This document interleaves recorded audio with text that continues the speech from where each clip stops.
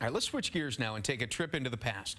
The Brooklyn Dodgers might be the most glorified team that no longer exists. Part of that was because of their connection to the fans. The fascination with this franchise goes beyond the immeasurable significance of Jackie Robinson. A new book by David Krell called Our Bums honors the history of the Brooklyn Dodgers.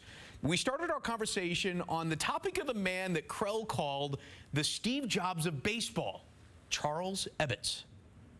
Ebbets loved Brooklyn. Brooklyn loved Ebbets. There was something about this team and it was a city until 1898, and Ebbets wanted a stadium built for the fans. They had a couple of stadiums before. They had two stadiums called Washington Park, but he wanted something updated. He sacrificed half his ownership in the team to get enough money to finance the stadium. There's no owner in any sport that I know of that would sacrifice half ownership to build a stadium. Now we have bonds that are floated, they get loans from the bank, they get silent partners and so forth. And there was a love affair, not just with Ebbets, but with other owners. There was McKeever, there was Byrne. They had such glowing eulogies in the Brooklyn Eagle. I went through the archives. You would have thought that people lost members of the family.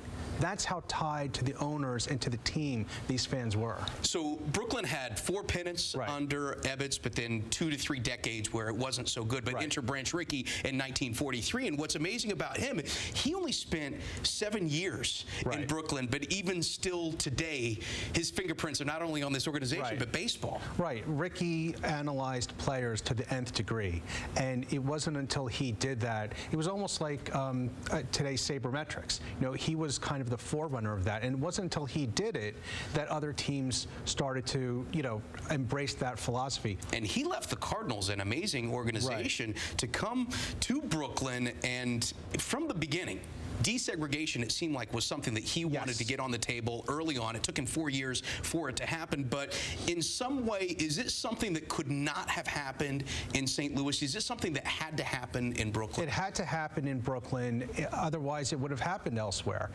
There was an anti-discrimination law that Governor Dewey signed in New York State. That also made it easier in 1945. I don't know that it could have happened in Philadelphia based on what we saw in the movie, and that scene is accurate. That's been documented several times. You had a chance in Brooklyn with the diversity to embrace a black player coming in. This was not a sociological experiment. This was about baseball. Brooklyn fans wanted to win. Branch Rickey wanted to win. And why would you ignore this amazing pool of talent in the Negro Leagues and ignore them when they can help you win pennants, when they can help you win a World Series championship? It made absolutely no sense to Branch Rickey to have these players not be allowed to play baseball, especially for his organization. After Jackie Robinson retired, he was talking about Branch Rickey. Jackie said, quote, "He had a more difficult role than I had, and I want to give him credit for his role." Even in his post-career, he never made it about himself. Exactly, and neither did Branch Rickey, because Branch Rickey said exactly the same thing in a pre-game interview with Jack Brickhouse, the Cubs announcer, and he said, well, I had the easier role. I had the easier job. Jackie Robinson had to go out and perform. He had to withstand that verbal abuse. He had to withstand the racism. So you had a real partnership. They saw each other as partners to achieve a goal of equality, to achieve a goal of getting black players on the field and into management. Branch Rickey, in letters to Jackie Robinson, said, you would make a great field manager. That never happened, unfortunately. In 1957, the fans had their hearts ripped out because of the team moving. Yes, Robert Moses, who basically ran New York, he was more powerful than Mayor Wagner at the time. He refused to condemn land, and he wanted, you know, public purpose. He wanted a highway, you know, a museum. He basically built the LIE. O'Malley, then the owner of the Dodgers, he wanted a new stadium. Ebbets Field is falling apart by the mid-50s, and you know, he wants the land condemned so he can buy it cheaply. And Moses said, yeah, there's no way I'm doing that. I don't have the powers to do that. I don't have the legal powers to do that. And O'Malley got a great deal with LA when he knew the writing was on the wall. I'm glad you brought up O'Malley because, I mean, Walter O'Malley oversaw some of the most successful seasons in franchise history, but continues to be vilified for being the guy that moved. Is it fair to vilify this guy? It depends who you ask. If you ask people from Los Angeles, they'll say, no, he was a visionary. But people also forget, Steve, he aced out Branch Rickey in a corporate maneuver in 1950. So, you know, who knows what would have happened had Branch Rickey stayed. He was incredibly smart. I mean, O'Malley was an attorney. He was an incredibly bright guy. He's either a villain or a visionary. If Horace Stoneham, who owned the Giants, doesn't agree to go to San Francisco after the '57 season, as the Dodgers plan to go to LA, maybe Walter O'Malley doesn't make that move. He needed another team in California. I think the saddest part about this whole thing is that there was a group of fans who would not become Yankees fans. The Dodgers fans would not become Yankees fans. There was this group of fans that almost lost interest in baseball entirely. Yes, absolutely. I spoke to several fans. There's a chapter in the book only about fan interviews.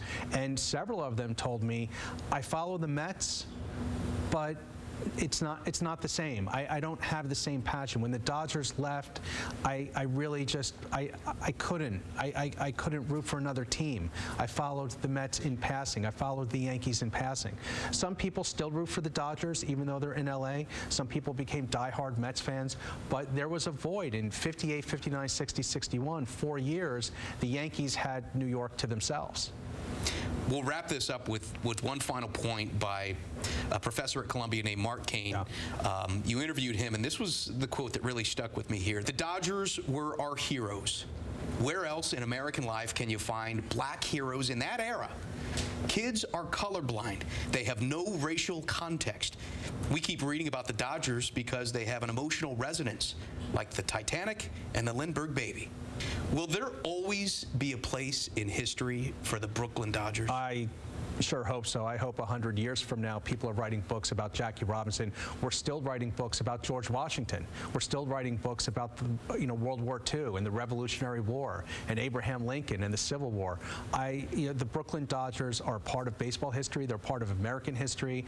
People talk about the civil rights movement of the '60s and Martin Luther King Jr. They talk about Rosa Parks refusing to go to the back of the bus. You don't hear them talk about Jackie Robinson. When he stepped onto that baseball diamond on April 15, 1947, that was the first step towards the civil rights movement. And sports and entertainment, as you know, sometimes get short shrift. They get looked down upon. And I know many people in academia are, encouraged to not pursue sports and entertainment scholarship because people in academia might look at it as beneath them. But in fact, some of the greatest civil rights impacts have been made by entertainers and by sports figures. Well, we want to thank you for writing this book. The book is called Our Bums, The Brooklyn Dodgers in History, Memory, and Popular Culture. Author David Krell, thank you so much. Thank you.